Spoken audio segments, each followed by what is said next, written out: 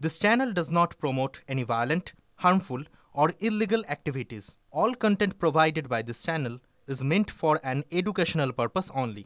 Top quality और consistent performance के लिए सिर्फ सिल्वर पंप नाम याद रखना।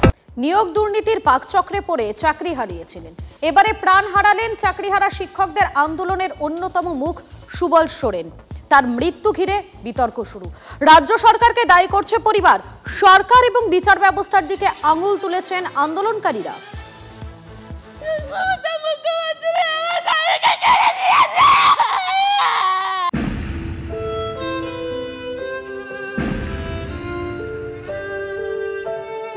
সুপ্রিম কোর্টের নির্দেশে চাকরিহারা যারা সেই শিক্ষকদের মধ্যে তিনিও ছিলেন। আন্দোলনের অন্যতম মুখ হয়ে ওঠেন। শুক্রবার কলকাতার বাইপাসের ধারে এক হাসপাতালে সুবল সোরেন নামে সেই যোগ্য চাকরিহারা শিক্ষকের মৃত্যু। সুবল পশ্চিম মেদিনীপুরের ডেবরার বাসিন্দা। 11ই আগস্ট বছর 35-এর এই চাকরিহারা শিক্ষক বাড়িতে অসুস্থ হয়ে পড়েন। তাকে ডেবরার হাসপাতালে ভর্তি করানো হয়। ব্রেন স্ট্রোকে আক্রান্ত হন। শারীরিক অবস্থার অবনতি হওয়ায় সুবলকে কলকাতার হাসপাতালে স্থানান্তরিত করা হয়। দিন দুয়েক ধরে বাইপাসের ধারের এক হাসপাতালে চিকিৎসা চলছিল তাঁর। হাসপাতাল সূত্রে খবর, মস্তিষ্কের রক্তক্ষরণের ফলে মৃত্যু হয়েছে। পরিবারের দাবি, উচ্চ রক্তচাপে ভুগছিলেন সুবল। মানসিক অবসাদের জেরে নিয়মিত ওষুধ খেতেন না। মৃত্যুর জন্য রাজ্য সরকারকেই দায়ী করেছে পরিবার। পেশার একটু ছিল, ওই চাকরি চলে যাওয়ার পর থেকে টেনশনে। চাকরি যদি চলে যাবে তাহলে আমি কি করে বাঁচব? সুবলের মৃত্যু নিয়ে হাসপাতাল কর্তৃপক্ষের বক্তব্য, একটা স্ট্রেসফুল লাইফে হয়তো সেই জন্য আপনি ওষুধ খাওয়াটাও হয়তো বন্ধ হতে পারে। প্রেশার যেটা উনি ওষুধ খেতেন না। সুবলের মৃত্যুতে ক্ষোভে ফুঁসছেন আন্দোলনকারী শিক্ষক শিক্ষিকারা। একমাত্র আর্নিং মেম্বার এই ছোট্ট বাচ্চাটার দায় নিয়ে কে নেবে বলুন আপনারা? এরপরে যদি বড়সড় কিছু দুর্ঘটনা ঘটে তাহলে পরে তার দায় কিন্তু সম্পূর্ণ রূপে কোর্ট, সরকার, বিরোধী সকলকে নিতে হবে। শিক্ষক মৃত্যুতে তৃণমূল সরকারকেই কাঠগড়ায় তুলছে বিরোধীরা। মানুষের মেধাকে প্রতারিত করে তার প্রাপ্য চাকরিগুলোকে উঁচু দামে বাজারে বিক্রি করে। তো যতক্ষণ পর্যন্ত এই সরকার থাকবে ততক্ষণ এগুলো চলবে। ডেবরার বাসিন্দা হলেও কলকাতার রাজপথে প্রায় সব আন্দোলনেই থাকতেন সুবল। আন্দোলনকারীদের দাবি, যোগ্য শিক্ষক শিক্ষিকা অধিকার মঞ্চের সক্রিয় সদস্য ছিলেন সুবল। থেমে গেল সেই প্রতিবাদী স্বর। ক্যামেরায় সুমিত দাসের সঙ্গে সুজয় পালের রিপোর্ট, TV9 বাংলা। শোকের মধ্যে ক্ষোভের আগুন। চাকরিহারা শিক্ষক সুবল সোরেনের দেহ ডেবরায় পৌঁছানোর পর উত্তপ্ত পরিস্থিতি তৈরি হয়। জাতীয় সড়কের ওপরে মৃতদেহের গাড়ি রেখে শ্রদ্ধা জানান চাকরিহারা এবং শিক্ষা অনুরাগী মঞ্চের সদস্যরা। যথাযথ তদন্তের দাবিতে জাতীয় সড়ক অবরোধ করে চলে বিক্ষোভ। পুলিশ এসে উত্তপ্ত পরিস্থিতি সামাল দেয়।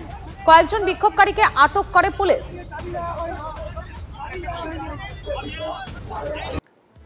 পূর্ব মেদিনীপুরের ভগবানপুরে অর্জুন নগরে বোমা বিস্ফোরণ কাণ্ড। এনআইএ লিস্টে থাকা তৃণমূল নেতাকে পাকড়াও করল পুলিশ। 2022-এর 3রা ডিসেম্বর অর্জুন নগরে একটি বোমা বিস্ফোরণ ঘটনায় তৃণমূল নেতা সহ 3 জনের মৃত্যু হয়। কলকাতা হাইকোর্টের নির্দেশে এনআইএ তদন্ত শুরু করে। সেই তদন্তে একাধিক তৃণমূল নেতার নাম উঠে আসে। তার মধ্যে রয়েছে সুবীর মাইতি। এদিন রাতে অর্জুননগরে সুবীর মাইতির দোকানে হানা দিয়ে তাকে পাকড়াও করে পুলিশ।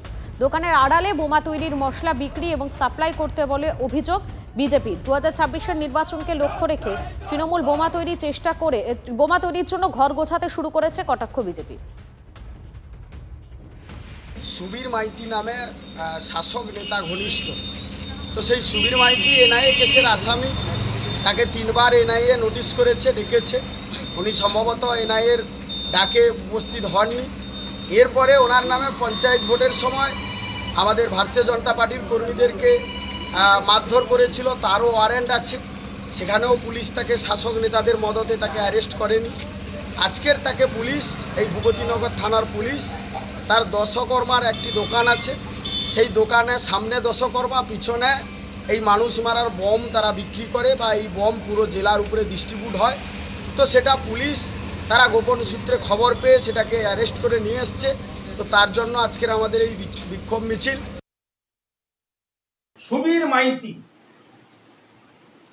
তিনি বোমের মশলা গাড়ি করে নিয়ে যাচ্ছেন, গাড়ি ভর্তি বোমের মশলা।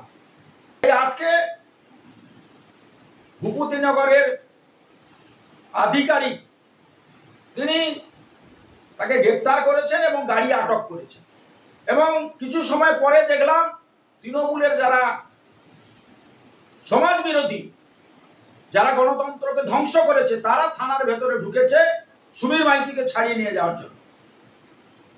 তাই পুলিশ যদি তার ব্যবস্থা না নেয়, তাহলে আমি এনআইএর তদন্ত আধিকারিক যারা তদন্ত করছেন মহামান্য কোর্টের কাছে আবেদন করব যে থানাকেও এর আয়তায় নিয়ে তদন্ত করা হোক।